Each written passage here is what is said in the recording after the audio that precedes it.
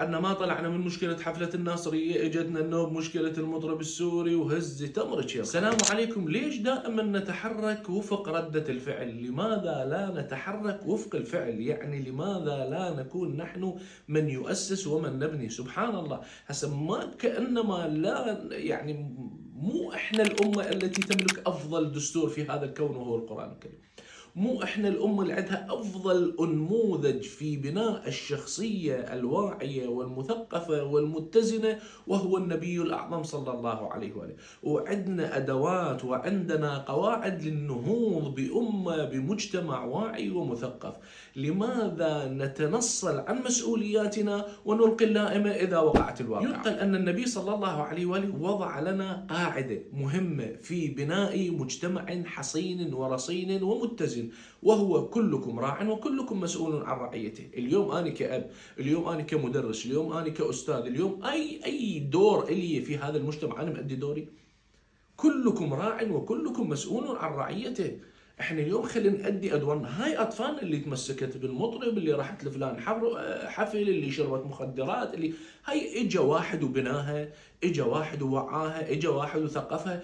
هاي اليوم تعيش في حرب افتراضية واسعة النطاق، بيتها هالموبايل ومفتوحة على كل الدنيا، بدون فلترة المعلومات، بدون فلترة الأخلاق. ما إجا واحد وخلانا خطة استراتيجية، هاي الخطة بها الأهداف، حتى نحقق هذه الأهداف يجب أن نفعل 1 2 3. هاي خطوات هكذا تبنى الأمم والمجتمعات، ما تبنى بالعشوائيات وبالإلقاء اللائمة.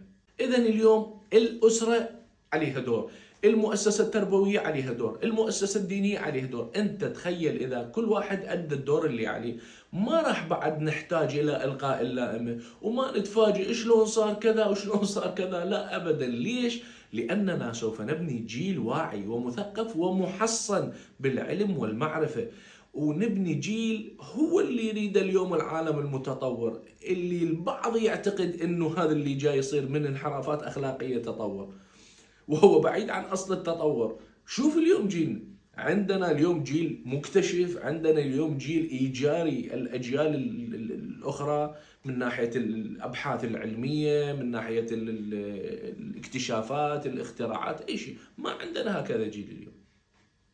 فاحنا اليوم حقيقه خلينا نأدي واجباتنا، خلينا نأدي مهامنا اتجاه أنفسنا، اتجاه مجتمعنا، حتى بعد ما نحتاج أن نلقي اللائمة على أحد، لأننا سوف نبني مجتمع قوي وثابت وما ممكن أن يخترق لا عقائديا ولا أخلاقيا. نسألكم الدعاء. في أمان الله، إلى هزة أخرى.